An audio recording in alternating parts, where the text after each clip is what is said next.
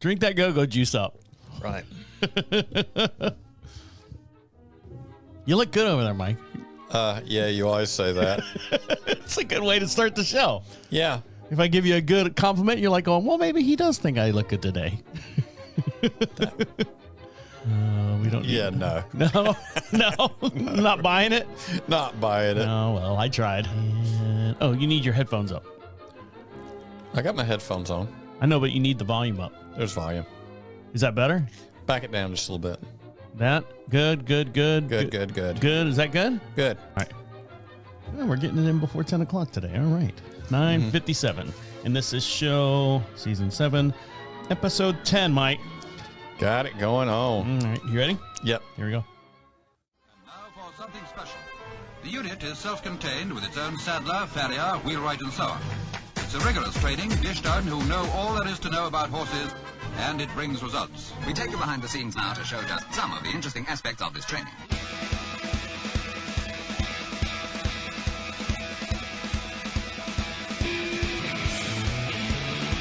Welcome to Equine Dynamics with Mike Stine, the #1 podcast to create sounder horses from the ground up. Mike Stine is a registered journeyman farrier with APF 1 accreditation.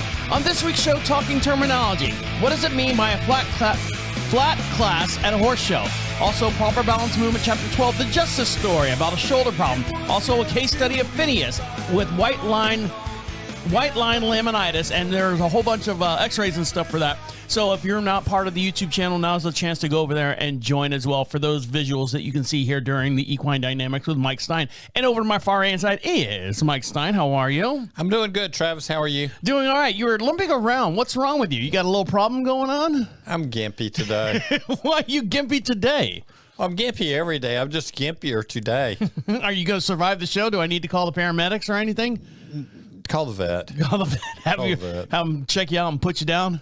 Pretty much. You got a hole out back, don't you? I do have a hole out back. Well, there you go.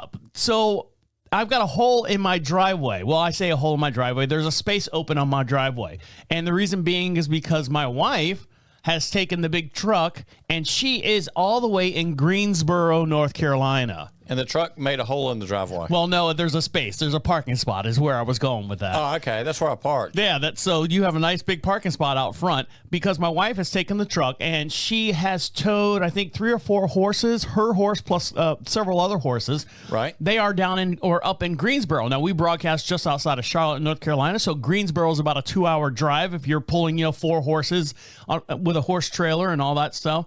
And she's at these clinics that started on Thursday. And it wraps up today, actually. This afternoon will be the last day. So it's a 4-day clinic out in Greensboro. I forget what the actual name of the clinic is. But she was saying that when the group of horses, they train them like normal clinics that she goes to. It's like, 30 minutes or an hour, and that's it. The horse is done. The clinic is over. Everyone kind of chit-chats and, discuss what everything that's going on. 3 hours. 3 hours. Right. She's on Diego for 3 hours, or the trainer or the clinician. Yeah, it's that person. That person given the clinic. The one putting on the show. Is with the horses at all times because, they're doing all the horses at once, and 3 hours of training. And I said, so how's Diego holding up? And she's like, well, day 1 was good. Day 2, he's like, oh, come on, Mom. Day 3, he's like, really, Mom, come on. I'm really, really tired. And then day 4, which is today, this is the last day.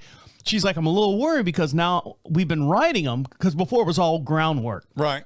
And now they're riding them and putting all the stuff that they learn on day 1 and 2 into day 3 and 4 as far as being on top of the horse and using the stuff that they learned on the first 2 sessions. She's like, he's going to be beat. He's going to come home. He's going to sleep. He's not going to do anything. He'll ride quiet in the trailer on the way home. I'm sure he'll fall asleep on the trailer. It's like putting a baby in the car in a car seat and driving it around and watch it fall asleep.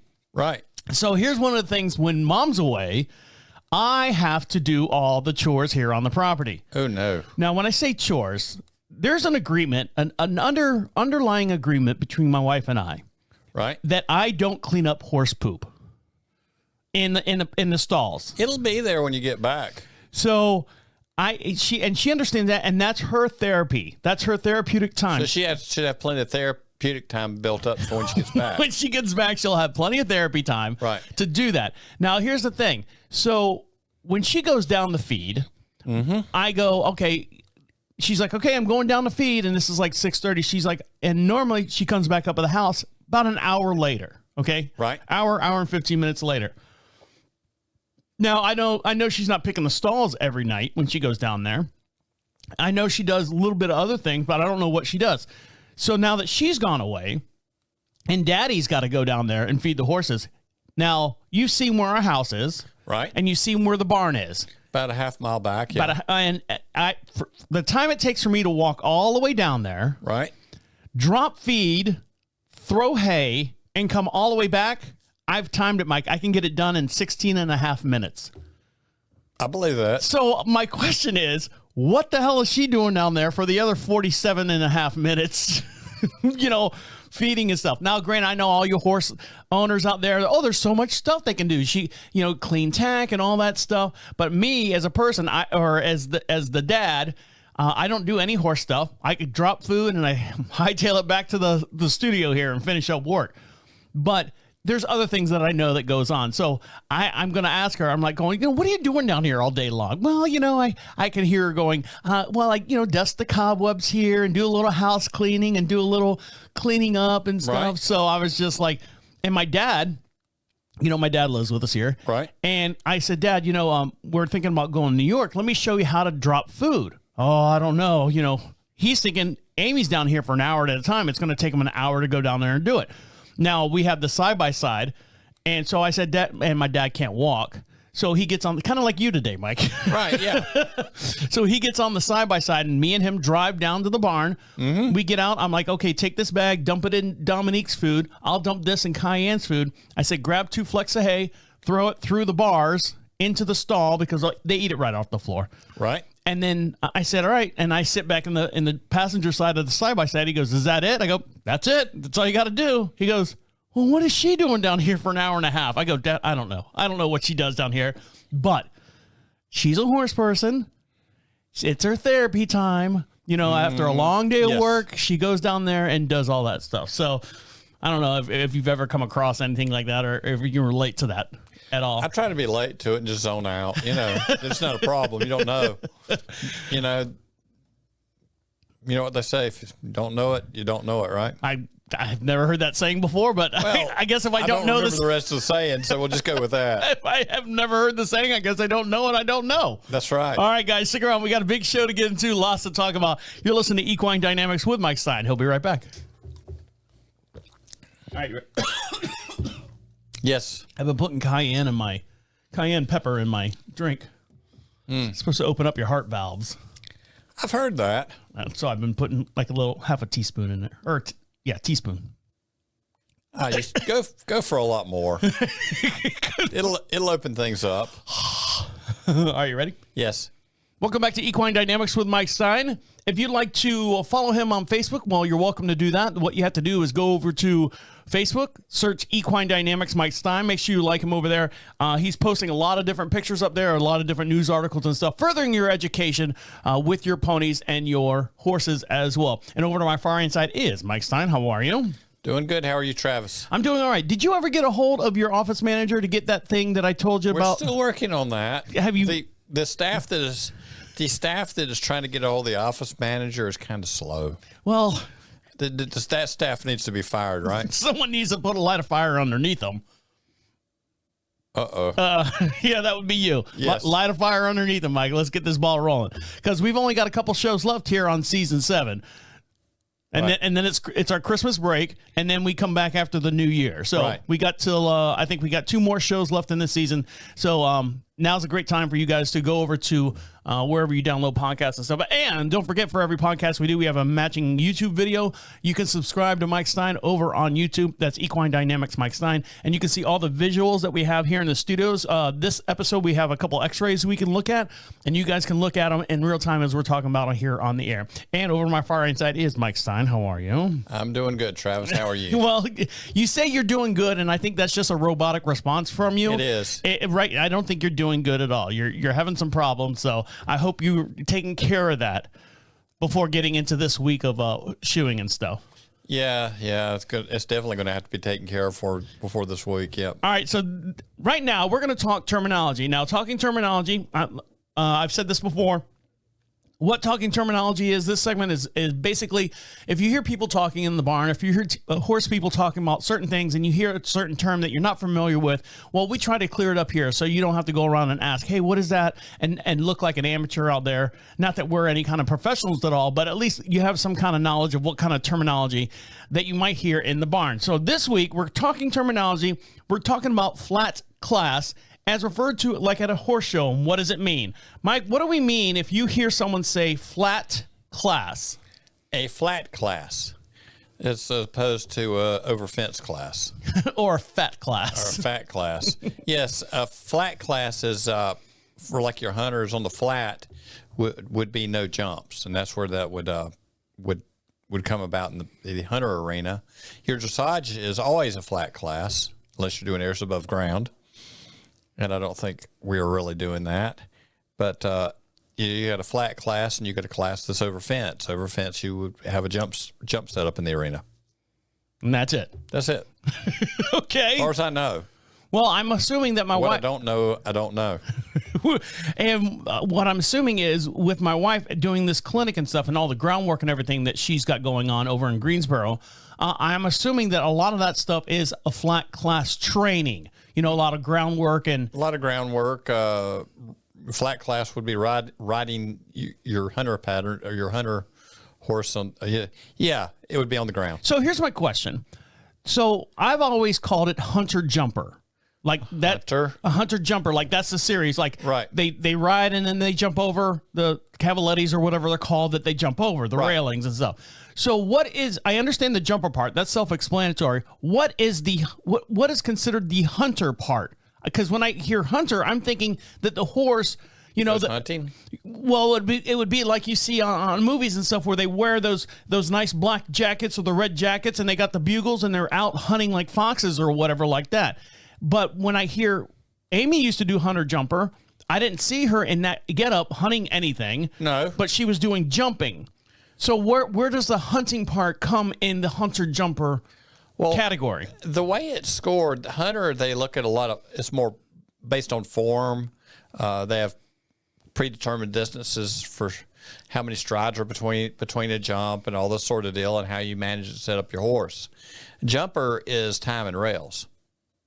And it's a little more of a speed class.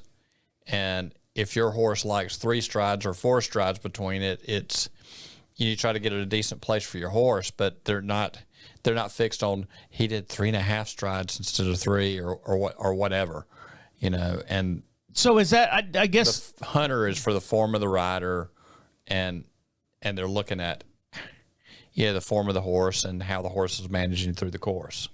The clock is taking care of that on jumper. So it is combined together. It's hunter jumper is one category. It's not hunter and jumper. No, actually, it's kind of, they have hunter jumper shows where they have hunter and jumper, and they have like your hunter derbies. It's getting to be a popular deal, which is yet a little different.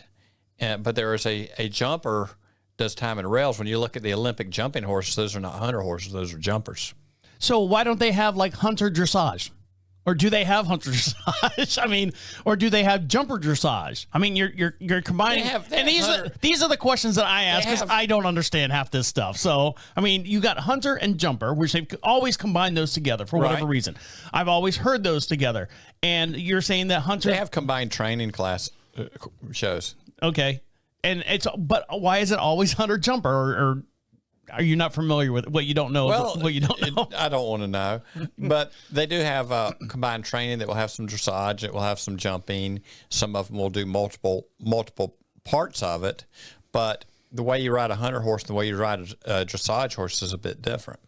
Well, yeah, I understand that because there's a lot more gaits and stuff rather than strides. I would imagine. Yeah. Okay. But would they would they? It sounded good, right? Well, would they have a hunter eventing?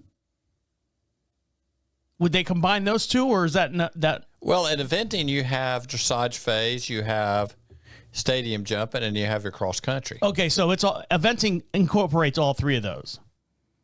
Yes, but they don't exactly incorporate hunter. Well, why wouldn't they? Because eventers are eventers, and when they're in the jumping arena, it is more like a show jumper. It's time and rails, and then you have your dressage score, and then you have your your cross country. I'm just giving you a hard time, Mike, 'cause I don't know. Your dressage score for eventing, if you look at the dressage scores for eventing and you look at dressage scores for dressage, they kind of score them almost backwards from each other. In dressage, you're looking for a high number. In eventing, you're going the other way.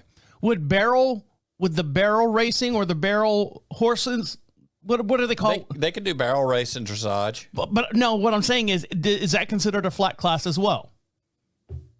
I've never heard anybody get into that because typically a barrel horse isn't jumping. But that would be considered a flat class. I guess it would be. What about It'd be considered a fast class. What about the class that Eric Stroop's wife does, where she shoots the balloons on the back of the horse? She's got a gun. She can call them whatever she wants. she's lay of the land, law of the land, right? Okay.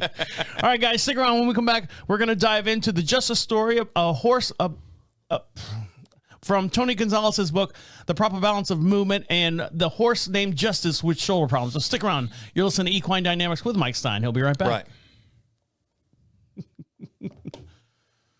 Right.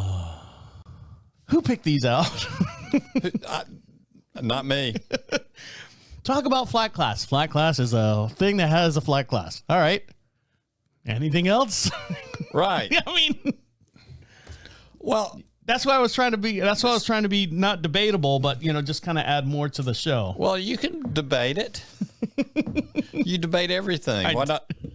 I do. Why stop there? Sure. We can have a barrel dressage over fence class, all going on at the same time in the ring. Be bouncing into each other like Wild Wild West. Do your dressage maneuvers, turn a barrel and go over a fence, right? Yeah. Horse is not going to know what to do. All right, you ready? Yes. All right. Welcome back to Equine Dynamics with Mike Stine. If you have a question for Mike Stine, the way you get those questions in is to go to equinedynamics.com. At the top of the page says contact us. Put your question in there. Make sure you put a return address, and we'll send you out one of our Equine Dynamics prize packs, which includes magnets, stickers, keychains, and stuff, just in time for the holiday season for you to stuff your stocking stuffers. Get those questions in now. We only have a couple more shows left of season 7. Get those in now right before the holidays so we can ship them out in due time. And over to my far hand side is Mike Stine. How are you?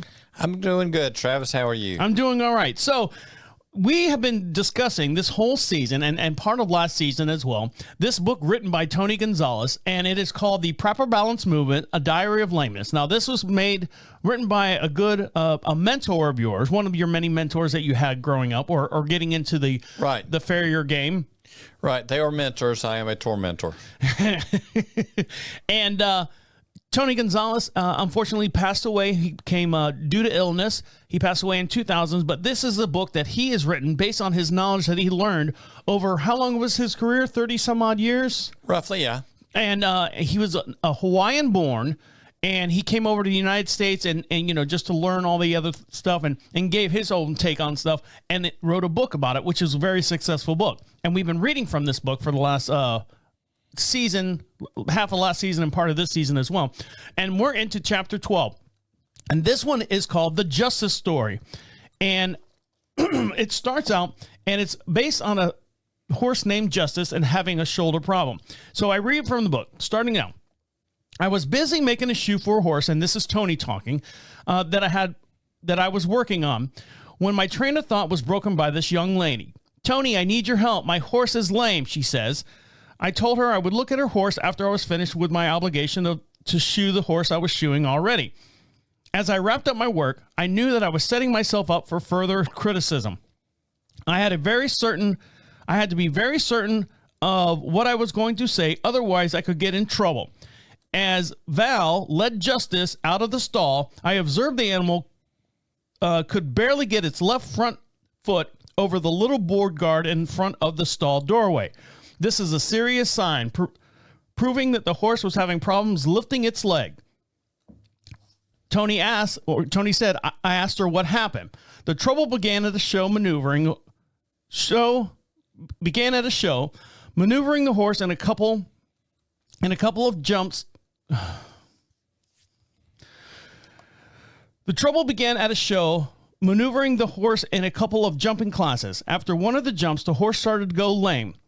Several people at the show examine the horse for her. They all thought that the horse might have had a bruise. This was a reasonable conclusion. However, I could not agree with it. When she led the horse down the aisle, the horse's sore... Oh, I think I hit something. Hold on. Make sure we're still recording. When she led the horse down the aisle, the horse's sore hoof was hitting the ground with a normal impact. That is not uncharacteristic of a bruise. I asked her if it seemed to be stiff that morning when she took him out of the stall, but he hadn't been. So tell us what Tony found out with this horse named Justice, and the bruise was not a sore or was not a bruise. It was something else. And tell me what... It was not a bruise in this case. And I've had horses that looked gimpy before that we've run hoof testers on and found nothing as far as response to the hoof testers. And sometimes you won't always right then. Maybe it was a day or two before, whatever. Now, when you say hoof testers, what is an actual hoof tester? Is it like a mallet, like someone, like a doctor checking my reflexes? What is a hoof tester involved? It's got 50 questions. No, it's a tool that you apply light pressure. If you're going to use them, you're not trying to crack walnuts or anything like that. You ease in, ease out gently if you're going to use them. And there are cases where if on a laminitic horse, some of those horses you do not want to use hoof testers on. And, I've worked on horses like Bucky. Once we shot the x-ray, I'm afraid that this was a good while back. Yes, the vet ran hoof testers. I ran hoof testers on the horse. And yes, we expected an abscess. The horse that I worked on with a broken wing of the coffin bone, hoof test were run. They expected an abscess. Didn't have it. Shot x-rays. Guess what? We had something else. Maybe we should never put a hoof tester on those horses. Extremely thin sole horses, you got to be careful with them because you're for the points you're applying, it doesn't take much to put a lot of pressure on them. But there are horses that will present as lame in a foot that are not. It can be up high. And what had happened on this horse, going into a jump, she'd gotten pitched out of the saddle and went onto the shoulder, the leg in question, and the horse was tiptoeing around. That could be tendon problems, ligament problems, all that sort of deal. But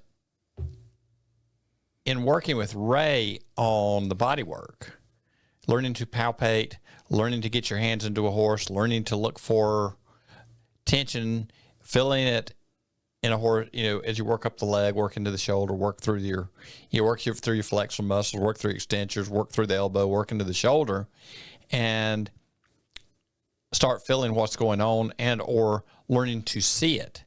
When you start looking at the horse, where if something is knotted up where it's not supposed to be. Now, with the shoulder sling itself, that's a very busy area, and the shoulder is not attached to the horse like there's no ball and socket.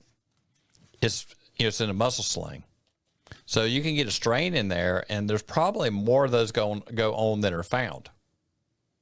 And it goes all the way down to the pecs, goes all the way up, under behind the leg and to the rib cage, behind the rib cage, up into the neck, as far as what's suspending or what's moving the shoulder. So learning to palpate, learning to look at, learning to feel a horse a bit sometimes will give you a different answer. And there are horses that will get a strain and it will kind of get stuck, sort of like I am today on my right hip. Yeah, bouncing around over there. Not bouncing around all over the place, but and then you have to do what you have to do to take care of it. The book continues and says, I picked up the left leg and stretched it forward. Justice reacted strongly. Turning to Valve, I said, I believe your horse has a shoulder problem. With her eyes screaming in disbelief, I told her that she should get another opinion as well, and it wasn't likely that I would ever hear from her again. So then she comes back, I guess, a little bit later, and Val admitted to me, after what she had done, it looked like the horse was a horse suffering from a shoulder problem. So with him stretching the horse's leg out and everything, he like you said, started at the bottom, worked his way up, right, and found out that in the muscle sling. So how did Tony, not getting in? I don't want to read any more of the book. Well, don't. How did he get into fixing the horse's shoulder? You know, when Tony was doing this, and I've learned a little different, especially the deal, the years I spent with Mr. Ray Morris doing body work. And Dr. Mansman, when I was working for him, really pointed this out about angulation of the shoulder, angulation of your elbow. And, we look up at the top or we look at the knees and we say, oh, the legs are mismatched. Now, there are some truly mismatched legs. Just like my shoes don't fit exactly the same. Pretty much all horses are a little bit out, but they usually kind of make up for it somewhere else.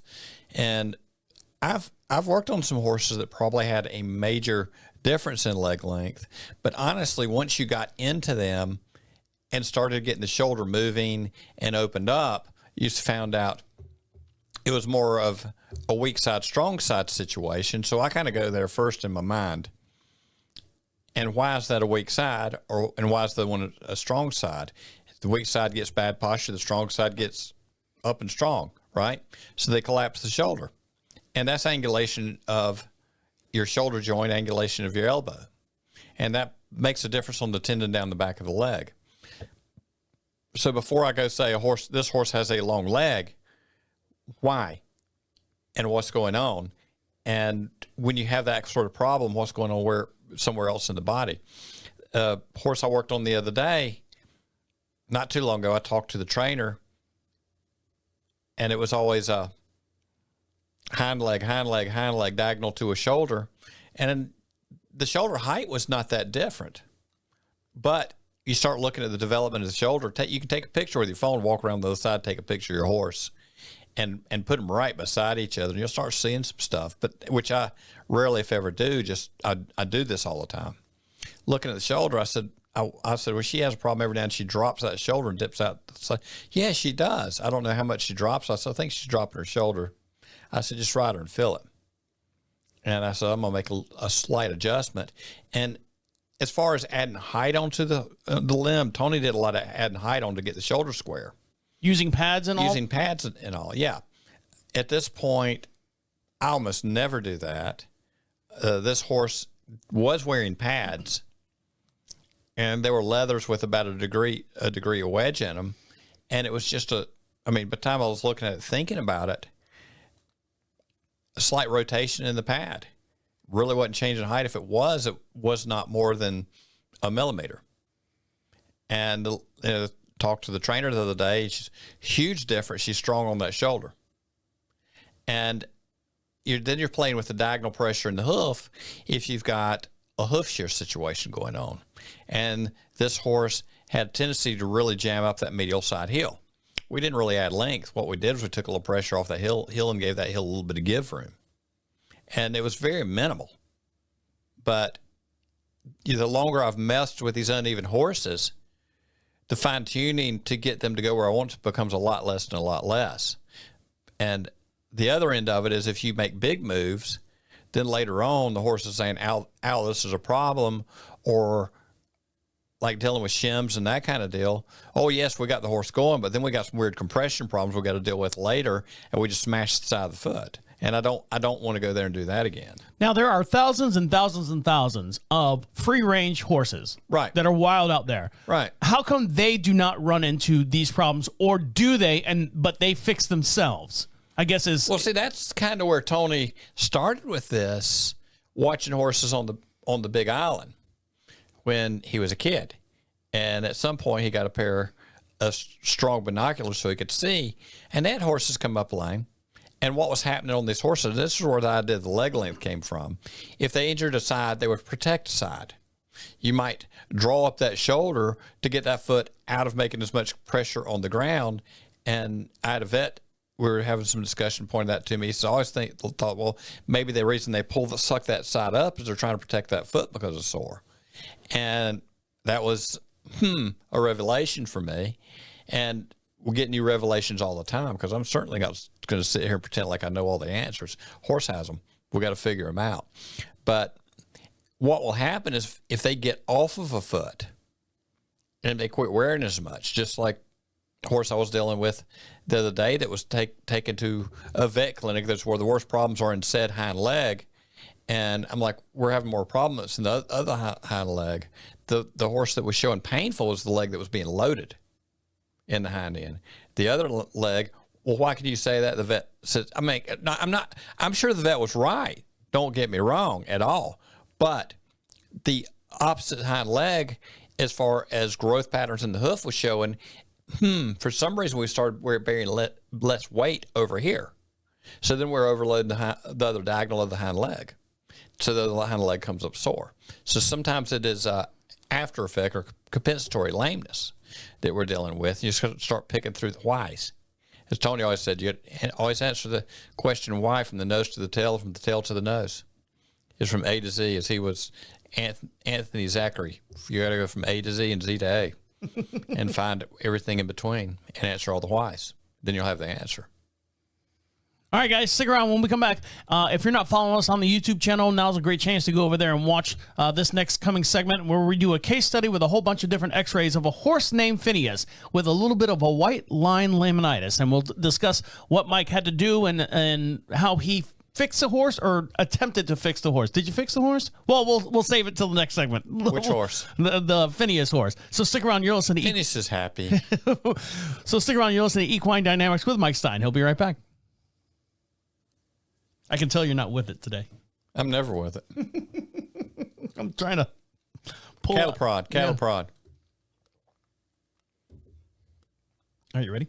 Yes. See, I'm learning how horses deal with lameness issues today. Personally. Welcome back to Equine Dynamics with Mike Stine. Make sure you follow him over on YouTube if you're not over there now. Now's a great chance to go over there and subscribe. We've got some x-rays that we're going to pull up here in just 1 second. We're going to talk about a horse named Phineas.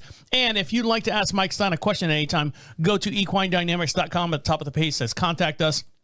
Fill out that little form there and put your return address, and we'll send you out some stocking stuffers for all the little kitties at home, or even for the big kitties at home if they want some of those. And one of our very own big kitty right here is Mike Stine. How are you? Doing okay, Travis. How are you? Getting much better. Are you getting better? Anti-inflammatories are kicking in. I was going to say something's got to be kicking in here soon.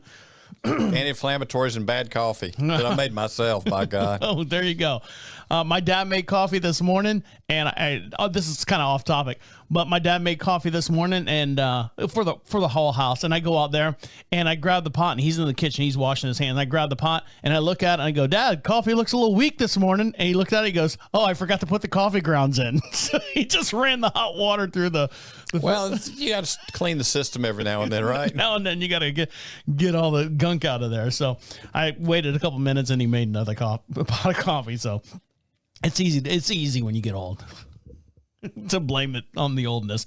All right. So right now now I've got an excuse. Right now, I'm going to switch over to camera. Let me make sure I got the right picture up to start with. We're going to start with this one right here. Yes. And this is Phineas. So now's a great chance if you're watching this on YouTube. This is, whoops, wrong one. There we go. This is Phineas. So tell me what I'm looking at here. This looks like the bottom of a... This is Phineas. This is Phineas's foot. Mm-hmm. And I was called because Phineas does not want to walk on this foot. It looks perfectly fine to me. Yeah, it does, doesn't it? A little bit, yeah. A little bit. I can't tell anything from looking at there other than it's a little dirty. It's a little dirty. I can see that the front of the toe of the hoof is kind of chipped up a little bit. Right. Are these leftover nails or something? What are these right here? Oh, no. There's no nails. Zoom in on that little spot down over other way, the little bubble. No. In the toe. In the toe. In the toe. Uh-huh. To your side just a bit. Uh-huh. Up. With your hand. Can you open that up any bigger right there? I'm not sure what you're... Okay, can you make the picture larger? Yeah. Okay. What am I looking at? See the little bubble? Right there? Right there. That's a little bubble? That looks like a nail head. It's not a nail head. Okay, so that's a little bubble. That's a little bubble of serum coming through the sole. What's this right here? Is that the same thing or no? No. Okay. Just across the front. If you notice around the front of the crusty part of the sole. And what is serum? that sole has been traumatized. He has some white line problems and apparently some laminitic problems by the time I got the call, and he was hobbling around. The other foot is in much better shape, but this foot, for starters, was a clubby foot. They've had a farrier working with them for a while and has been trimming this foot. And at this point, the farrier says, I'm gone. And right there's a little bit of ooze coming out.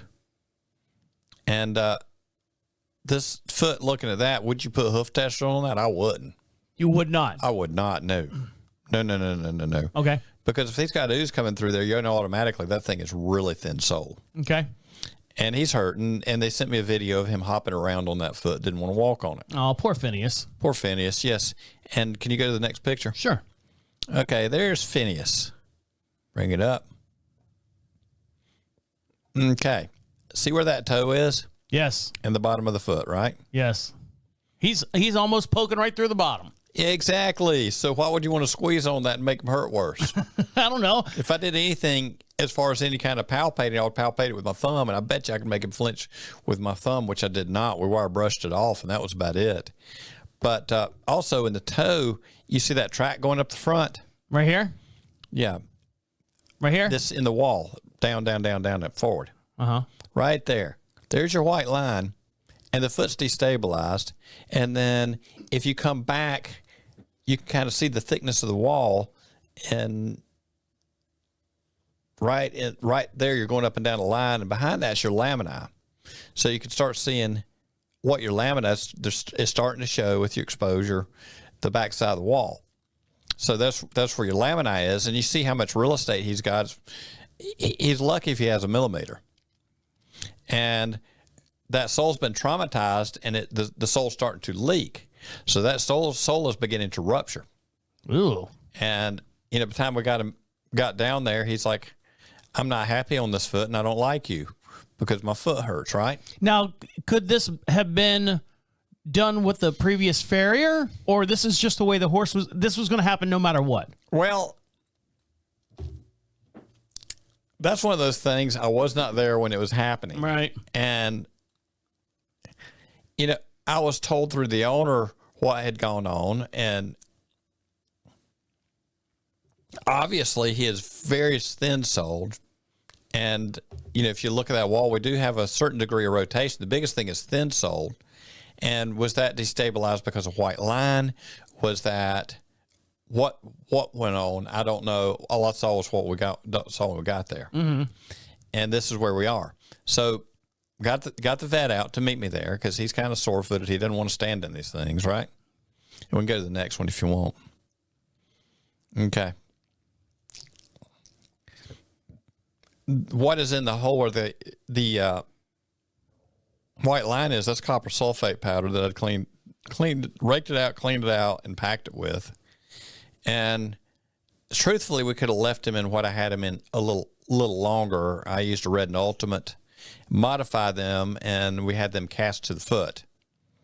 And this is right at 5 weeks. So this looks like, before his toe, that bone was coming right through the sole of the foot. Right. Now it looks like, and just based on this picture here, it looks like he's got like 1.5 inches now before the sole of the foot. Well, it's that size foot, yeah. Actually, what we had there was about 6.5 millimeters. Okay. And that is almost 5 weeks later to the day. We could have left him in there a little longer, but with the white line, we kind of wanted to get in there and check that out. We didn't want to leave that hidden too long. Had a lot in there to treat it. And so in that much time, we got that much sole depth in 5 weeks. And at this point, he's happy on it. And, our bone column alignment is not terrible there. We still got some white line stuff we're dealing with. What is this instrument right here that we're looking at? That is a hypodermic needle. Okay. That the vet put on the front of the foot. It's brought right up around the coronary band. And it's just for comparison? Just for comparison. Okay. Putting a paste on there follows the foot better, and you should start right at the coronary band. That way you have a clear shot of where the coronary band is in your x-ray, and you can look at the level of extensor processor if it's dropped down from the coronary band too much. So he didn't have the paste? He just put the needle in there? They put the needle on All there. right. Sometimes you just got to run with what you brought to the track, right? Gotcha. So there you go.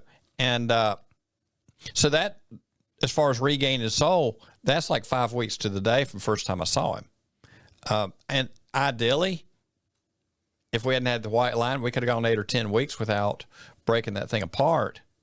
And he was happy. He was getting around. He grew some foot. We see that. And, I've got something else on his foot right now. The idea is to get this guy back where he's happy barefoot, because his job is hanging out and keeping the owner happy, where she can see him out doing his thing, because they don't ride him. He's got a, I think he was like 22, 24 years old, and his job's hanging out. Now I'm looking at this X-ray here, the next one.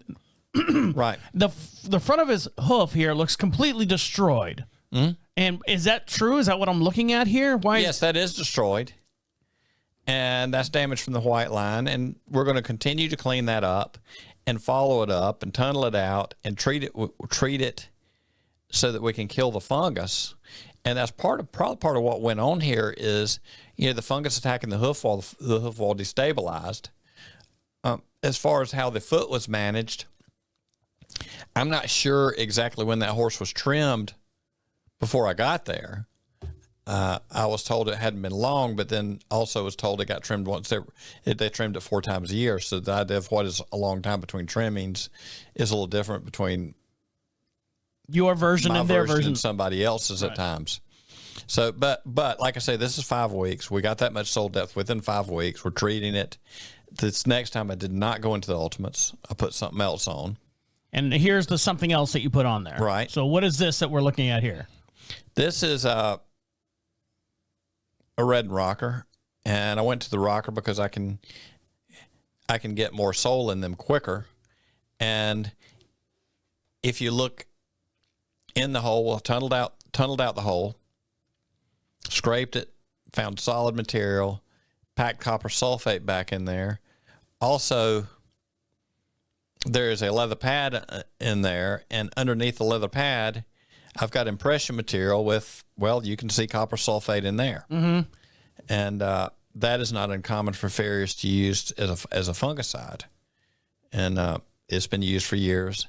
But that copper sulfate will put a good handle on any kind of fungus getting under there with it, because I can't clean that foot. I'll be the one that gets to it, not them.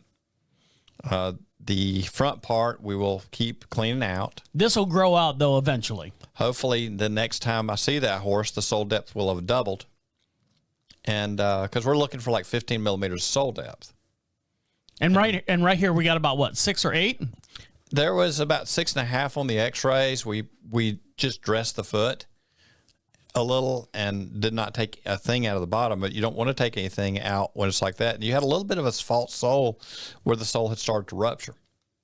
And so you're that far from saying, here's the coffin bone, we don't need X-rays, right? Because there's the tip of it hanging out, right? Mm-hmm. And, our goal is to get this guy where he is happy hanging out in the field without a shoe on. And I can see this is the rocker down here. Right, that's the rocker. And the advantage of having a rocker rather than like a normal shoe or even like Dr. Stewart's clogs or anything like that? Well, it is a similar deal. I could stick those on at that point without any problem. And it keeps the front of that foot open, where if we had clogged it, we'd have gone over top of it with a cast like we did with the ultimate boot. And as it is right now, that toe can be treated in between me being there with that on, as opposed to having the foot wrapped up. So what's the latest on Phineas, and when are you going to see Phineas again? It will be around the first of the year. We'll see the vet back out there as long as everything is being treated. In fact, I'm going to check with their trainer this afternoon. As long as everything is going okay, and as long as everything is being treated and taken care of, and that's not getting too ugly, I would actually like to give him a little more time between the first time I saw him and the next time, because just taking everything apart and redoing it is not always necessary. And with the rocker, I can go a lot longer in that period without the flat shoe. That that shoe is an aluminum shoe, and in everything I softened it up as far as like we pretty well took the temper out of it, and that was intentional so that it would wear and he could do some self-adjusting. The other thing with the rocker is when he is walking, he's rolling across it as opposed to pushing against the lever point. And right now, keeping that pressure off that flexor tendon when he's moving keeps from pressing that coffin bone into the sulcorium. And if you start pressing into the sulcorium, you can't get blood there. If you can't get blood there, you can't grow. So it's easier to keep the pressure off the sulcorium that way. So owner error, other farrier error, or horse error could have prevented this. They are pulling blood. They are managing his metabolic situation. From the upkeep of the horse's foot. Should have been done more. Possibly should have been done more. Possibly should have been done different. I can't say. I was not there. It wasn't in my hands. Right. And I don't want to get into anything. Well, I understand. You know. But you can agree that 4 times a year is not enough. No. Okay. Because, I mean, I'm thinking I would do my horses, twice a year. Like I get a haircut twice a year, that type deal. Well, I mean, you're worth that for sure. But I won't have laminitis in my head, as to where a horse could get, something. Right. But, some of the metabolic stuff had snuck up on them. If the horse had a touch of laminitis earlier on, that may be part of why they ended up with the white line stuff. Also, with the foot being clubby, it's already compromised, and you got some stress on that dorsal wall anyway because of the clubby foot factor. All right, guys, one more little segment. We'll let you get back to enjoying your ponies. You're listening to Equine Dynamics with Mike Stine. He'll be right back. You're in a lot of trouble today. I know. Everyone's full of trouble today. All right, you ready? Yes, I am. What did we learn and wrap up the show? Ready? Yes. Welcome back to Equine Dynamics with Mike Stine. Make sure you follow him over on Facebook. The way you do that is search Equine Dynamics Mike Stine, and you can see all the different articles and stuff. And Michael also posts these X-rays up there as well. If he can get his office manager right off the couch to go do it. So hopefully that'll get done as well. And if you have a question for Mike Stine, the way you do that is go to equinedynamics.com. At the top of the page says contact us. Put a return address. We'll send you out some little stocking stuffers for the little kitties at home or even for the big kitties at home. And if you'd like Mike Stine to perform a clinic out at your location, you can find that at the same place, equinedynamics.com.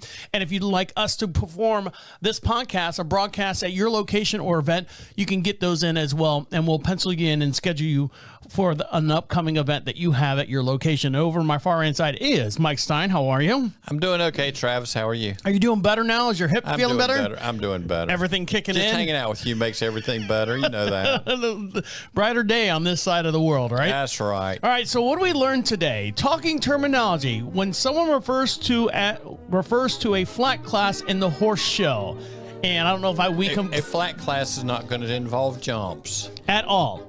No, unless you want to do a flat class dressage barrel jumper and then go into cross country from there. Well, that's all in the same class. I think that would be a very unique horse to be able to do all that. I think so, yeah. All right. Also, proper balance movement, chapter 12, the story of Justice the horse and with a shoulder problem, and how Tony Gonzalez handled that situation. Yeah, it's one of those situations where, and farriers and body workers should get together a little more. I'm not going to say that a farrier should be doing body work, but we need to get a good feel for a horse. And I got to say that after spending my years with Ray, it's good to have that knowledge in the back. It's very good to have as many tools in the toolbox as you can get, whether you use them or not. Well, you want to use them every now and then. Well, even the best baseball players out there, understand all aspects of the game, not just the hitting and fielding part. They understand like all the other aspects of the game. So, right, exactly. So farrier would be the same way.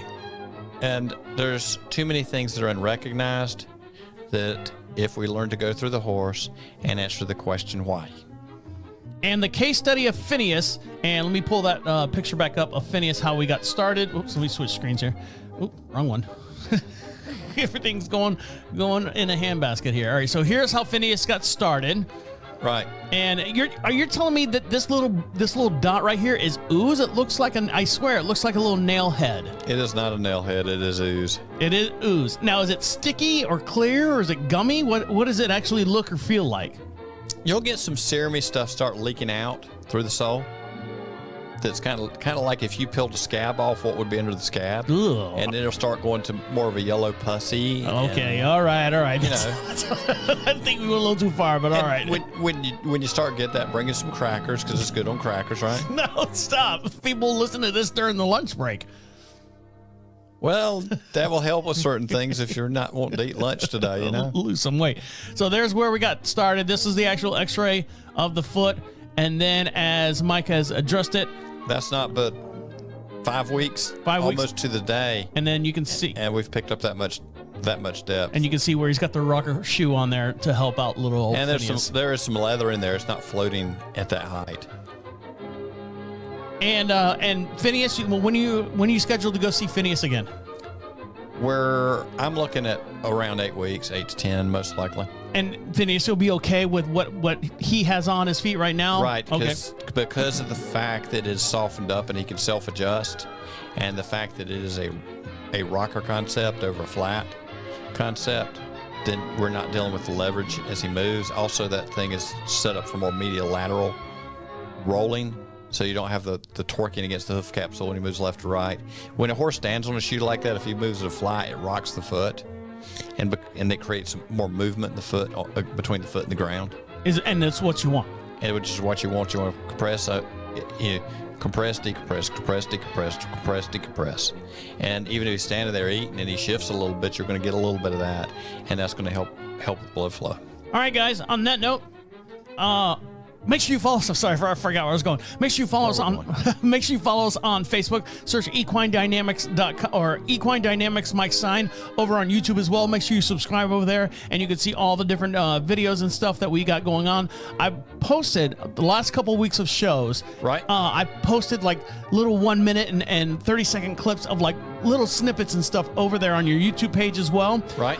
They're getting a lot of views over there, over thousands of views just for the little snippets and stuff. So if you don't have time to sit there and watch and listen to the whole entire YouTube, We're full of snippets. we have a whole bunch of little snippets, little shorts over there, I think is what they call them over on YouTube. So make sure you subscribe to him over there as well. And if you have a question for Mike Stine, you can find that over at equinedynamics.com. Fill that out and we'll answer them here on the air.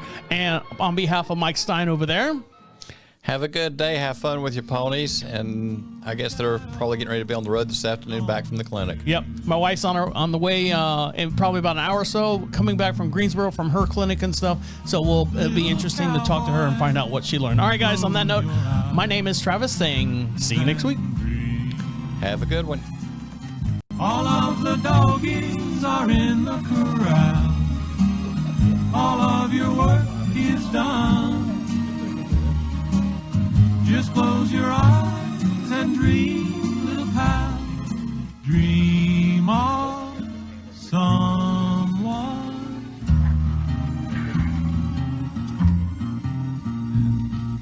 Hi, Lucky. Good night, Ned. Hi, Dusty. Good night, Ned. Good night, Ned. Okay. It's easy for me to say, right? Yeah.